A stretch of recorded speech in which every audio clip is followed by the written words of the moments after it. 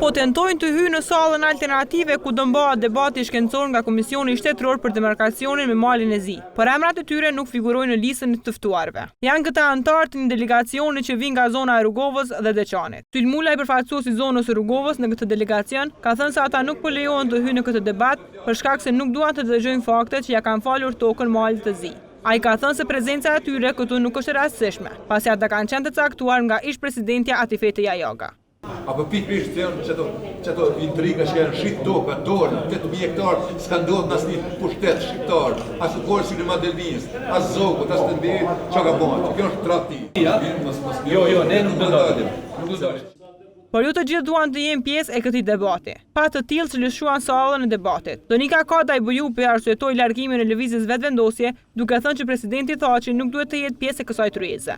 Kto nuk është as ekspert dhe as profesionist, prandaj nuk e ka vendin sot në tryezë. Për më tepër është përgjegjësi dhe fajtori kryesor për nënshkrimin e një marrëveshje e cila Kosovës i humb territor. Sa është i gabuar apo jo ky komision, lideri i AAK-s Ramush Haradinaj tha se kjo gjë duhet të vërtetohet sot. Materialet që kom pa sot do të qartësohet krejtësisht që ky version është i gabuar. Pra ekspertët jo vetëm që kanë përgatitur fjalët e veta, por kanë dhënë edhe materiale dhe jemi të bindur që në fund ditësh Kosova do ta vërteton se është versioni i gabuar i kufirit. Ai gjithashtu tha që mirëprat të nisën bisedimet e reja mes Komisionit Shtetëror dhe Malit të Zi.